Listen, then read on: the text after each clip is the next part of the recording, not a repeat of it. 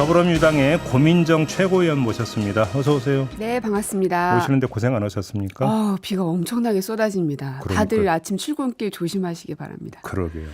아무튼 오늘 여쭤볼 게 상당히 많이 있습니다. 많아요? 네. 매번 많더라고요. 그럼요. 네. 두 주에 한 번씩 모시는데. 네. 일단 첫째, 네. 어제 권성동 국민의힘 의원이 기자회견을 했습니다. 잠시 후 이제 3부에서 김규환 변호사하고 인터뷰를 할 예정인데 임성근 전 사장장 구명 로비 의혹과 관련해서 이른바 단톡방에 등장하는 인물 있잖아요. 네. 이 가운데 이 김규환 변호사는 민주당 그 총선 때 경선에 임했던 사람이고 또 송모 씨라는 사람은 이재명 팬클럽 발기인이었다. 이러면서 탄핵 시도 사기 탄핵 게이트다 이렇게 규정을 했거든요. 네. 민주당 최고위원서 어떻게 받아들이십니까? 일단 그 발언의 단어와 그리고 발언을 한 스피커를 우리가 보면서 맥락을 읽어야 되는데 권성동 의원이라는 인물께서 그러한 단어를 쓰시는 걸 보면 그냥 뻔한 구태 정치인의 낡은 정치적 수법인데 그런데 이제 그 다음이 뭐가 될 것이냐. 저는 생각보다 빠르게 국민의힘이 분당 수순으로 정말로 갈 수도 있겠구나 하는 생각이 번뜩 들었습니다. 왜요? 왜냐하면 결국은 이 권성동 의원님은 이제 그동안 이제 물 위로 올라오지 않으셨거든요. 그러니까 소위 이제 친한 그룹이라고 할 수 있는 그룹이 거의 모든 걸 다 하고 있었고 원희룡 후보가 뭘 한다고는 하지만 그다지 이렇게 결집되어지는 모양새는 아니었지만 권성동이란 분이 갖고 있는 상징성이 워낙 크기 때문에 결국은 친윤계 결집의 신호탄이 쏘아 올려졌다 하고 보는 거고 분당이 안 되려면은 양쪽 진영 가운데 힘의 균형이 불균형하게 되면은 분당 안 됩니다. 우리 민주당 안 되죠. 분당이 안 됩니다. 예. 근데 힘의 균형이 생겨버리게 되면 각자의 그 목소리가 커질 수밖에 없기 때문에 당연히 원하지는 않겠죠. 그러나 그 골이 너무 깊어지게 될 확률이 너무 크다. 그래서 지금 특히나 그 토론회에서 나오는 발언들을 보면 이제 정치인 출신들은 이게 말을 한마디 하더라도 이제 그 다음 수순까지도 내다보고 발언을 하게 되잖아요. 왜냐하면 책임져야 되니까.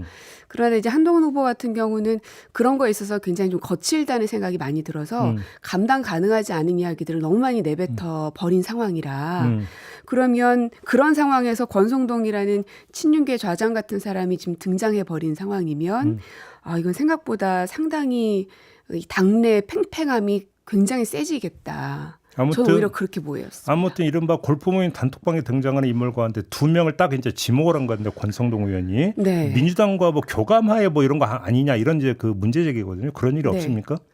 아니겠죠. 뭐 제가 그분을 이따가 오신다고 하시니 우리 시선 집중 청취자 분들께서 더 날카롭게 이제 판단하실 수 있을 것 같고요. 네네네. 예. 알겠습니다. 또 하나 청와대에 계셨잖아요. 네. 그 800에 7070. 네. 운영이 이제 그때도 이제 엄청 논란이 됐던 게 바로 이 번호잖아요. 네.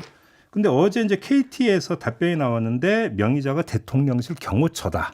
이런 지금 답변이 왔습니다. 이거 어떻게 봐야 되는 겁니까? 일부 보도를 보면 보안 문제 때문에 네. 내선 번호는 모두 명의가 경호처로 보통 한다. 또 이런 보도도 있거든요. 명의처를 경호처로 한다고요? 예. 명의자를. 명의자를? 일괄 관리한다. 저는 누가 그런 얘기를 했습니까? 아니, 보도에 이제 그런 게 나오고. 보도에? 예. 아니 왜 그러냐면 통상적으로 대통령실 비서관 등을 포함한 이 비서 라인과 경호 라인은 따로 돕니다. 경호처의 인원도 인사며 모든 것이 다 따로 돌게 돼 있는데 그거를 명의를 그렇게 비서실 장 명의로 한다는 거는 이해가 가는데 경호처 명의로 한다 하는 건 오히려 더 냄새가 나는데요. 그러면 그러니까 이번 그 정부 말고 이전에 청와대에서 네. 그러니까 번호가 엄청 많을 거 아닙니까? 네, 많죠. 그러면 비서실 소관 번호와 네. 경호처 소관 번호가 있고 네. 그러면 그 번호의 어떤 그 명의자는 비서실 아니면 경호처 혹시 이런 식으로 돼 있었던 겁니까? 명의자를 확인해 보진 않아서 예, 그건 저도 잘 모르겠으나 아마도 제가 추정해서 말씀드릴 수는 없어서 근데 지금 그 경호처라고 하면 저는 번뜩 드는 생각은 경호처장인가? 그 생각이 막 들어요. 네. 근데 왜 그러냐면 원래 이제 저희 문재인 정부 시절에는 대통령 집무실과 비서실이 사용하는 건물과 경호처장을 비롯해서 경호원들이 사용하는 건물 자체가 아예 달랐습니다. 네네네. 그러나 지금은 제가 알기로는 대통령 집무실과 경호처장실이 같은 층에 있는 것으로 알고 있거든요. 그것도 굉장히 이례적인 일이죠. 왜냐하면 대통령실 안에서 경호할 일이 사실은 뭐가 있겠습니까? 예, 예. 다 같은 사람들이 있는 건데. 예. 그래서 혹시 국방부 장관이 그러니까 수시로 경호처장과 의견 소통을 할 만한 위치에 있는 사람이잖아요. 그럼 경호처장이 뭔가 너무 내밀하게 깊숙이 개입한 건가 하는 네네. 의심이 좀 들긴 하더라고요. 알겠습니다. 이 문제는 어차피 이제 군사법원에서 이제 통화 기록을 조회하기로 결정을 했다고 하니까 네, 네. 이 번호에 이제 수발신 내역이 만약에 좀 나온다면 그때 좀 다시 이야기를 좀 네. 해야 될 문제인 것 같고. 네. 청와대에 계셨으니까 이것도 마저 여쭤보겠는데요. 그 명품백 있지 않습니까? 네네. 그 김건희 여사가 당일날 이걸 돌려주라고 했는데 행정관이 깜빡했다라는 지금 해명이 나왔잖아요. 네. 그거 있을 수 없는 일이죠. 아니, 그게 말이 됩니까? 아니, 저는 그 얘기를 듣고 네. 변호사가 정리한 내용이잖아요. 네. 그 행정관이 갑자기 인터뷰하다가 튀어나온 말이 아니라 어떻게 깜빡이라는 단어를 쓸 수가 있습니까? 이런 일이 있을 수가 없는 거니까. 있을 수가 없죠. 아니, 사람이 하다 보면 실수도 할 수 있죠. 물론 할 수 있죠. 예. 물론 할 수 있지만 이거는 정제된 단어로 정리한 문구잖아요. 그런데 대통령과 영부인을 모시는 사람들이 깜빡해서 일을 잘 못했다? 만약에 그게 진실이면 이미 그 사람은 파면 조치가 됐어야 맞는 것이고요. 네. 근데 지금도 여전히 현직에 있는 걸로 알고 있습니다. 그러면 뭔가 다른 이유로 되더라도 깜빡이라는 단어는 저는 있을 수 없는 일이라 생각해요. 깜빡이라는 단어 말고 예. 깜빡이라는 행위로만 국한해서 네. 혹시 청와대에서 일하실 때 네. 이런 비스무리한 일이라도 혹시 없었습니까? 이렇게 지시를 했는데 지시가 불이행됐다. 그렇죠. 그런 경우에는 세상에 알려지지 않은 경우들이 있을 수 있잖아요. 그러면은 조치가 취해지죠. 그렇죠. 그래서 저희도 알지 못하는 사이에 네. 어느 날 짐 싸서 나가시는 분들도 계시고 그래요. 그래요? 예. 바로 조치 들어갑니다. 당연하죠. 아니 대통령과 영부인의 지시를 그것도 어마어마한 이 지시를 불이행한 겁니다. 그게 어떻게 용납이 됩니까? 그래서 이거는 결국 김건희 여사님께서 뭔가를 숨기기 위해서 그 사람이 이 모든 걸 짊어지는 모양새로밖에는 읽혀지지 않는다는 거죠. 그래요. 예. 있을 수 없는 일이고 있을 수 없는 네. 해명이다. 네. 그래요. 그러면 이게 결국 또 검찰 그러니까 수사를 통해서 진위가 감별이 돼야 되는 거잖아요. 네. 그런데 지금 김건희 여사를 검찰청사가 아니라 제3의 장소에서 조사하는 방안을 검토 중이라는 보도가 나왔거든요. 이건 어떻게 평가하십니까? 제3의 장소라고 하면 어디를 말하는 건지. 출장 조사가 되겠죠. 이렇게 되면. 뭐 방문해서 하겠다. 아니면 아까 뭐 꼭 용산이 아니라 다른 장소에서라도 대면 조사는 하는데 네. 검찰청사로는 안 부르겠다 이런 얘기잖아요. 결국은. 그건 한번 지켜보도록 하죠. 그래요? 예, 그렇게 되면 지금까지 이제 입법기관인 저희들도 뭐 그 어떤 사람들도 네. 법 앞에서 모두는 평등해야 된다라고 네. 한동훈 후보도 늘 얘기했고 윤석열 대통령도 했던 말이지 않습니까? 예. 모두가 공평하게 해야 한다. 그러려면 누구든지 다 불러서 조사하는 게 상식에 맞는 거죠. 만약에 네. 그렇지 않게 되면 또 다른 의혹을 받을 수밖에 없는데 그 부담을 굳이 가지려고 할까 싶어요. 그래요. 네. 알겠습니다.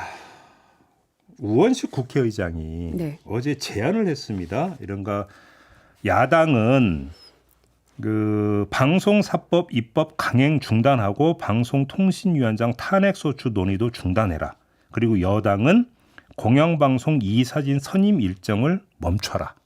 그리고 국민협의체를 꾸려서 여기서 한번 논의를 해보자. 한 2달 정도. 이런 어떤 그 안을 제안을 했는데 어떻게 평가를 하십니까? 저희가 지난 2년 동안 2년이 뭡니까? 그 전에도 네. 20대에도 그렇고 뭔가 중재안이 오면 늘 저희가 뒤통수 맞았던 경험이 너무 많습니다. 저희랑 민주당이 왜요? 네.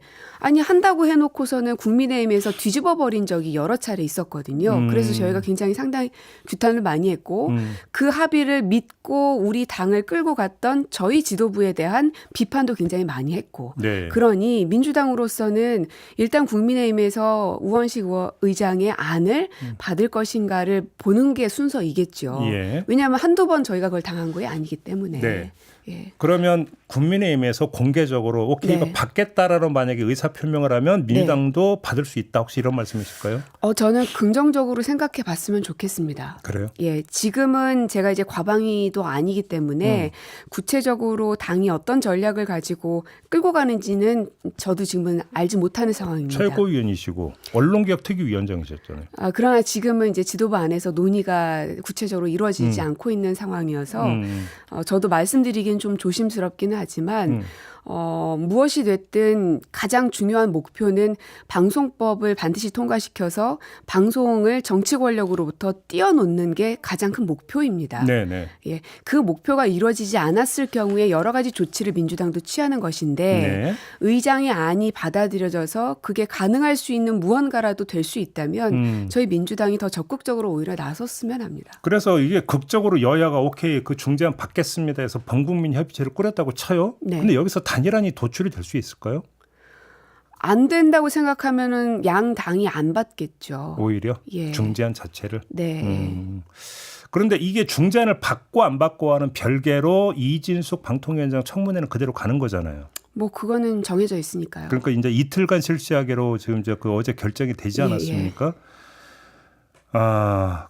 만약에 근데 이 중재안을 받으면 네. 청문회에서 어떤 내용이 나오든 일단은 탄핵소추 이거는 그냥 중단이 되는 거잖아요. 중재안에 이게 포함이 되어 있으니까. 네. 예. 그러니까 탄핵 소추? 아직 이분은 방통위원장이 아니잖아요. 일단 임명장을 받아야 되죠. 예. 탄핵이 이루어지려면. 네. 그렇죠? 아니 근데 그 인사청문회도 예.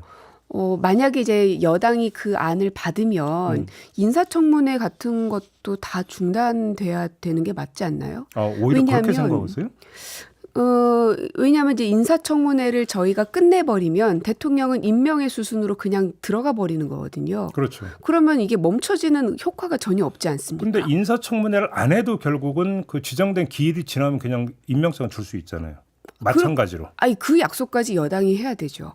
오히려? 그러니까 우원식 의장의 의도는 이 모든 것을 지금 멈춘 다음에 모든 내용들을 협의할 수 있는 걸 도출해보자라는 건데 네. 대통령은 임명할 수 있는 권한은 권한대로 행사할 테니 예. 그동안 나머지 방송법과 탄핵안 이런 것에 대해서만 너네들끼리 논의해라. 그 의도는 전 아니라고 생각해요.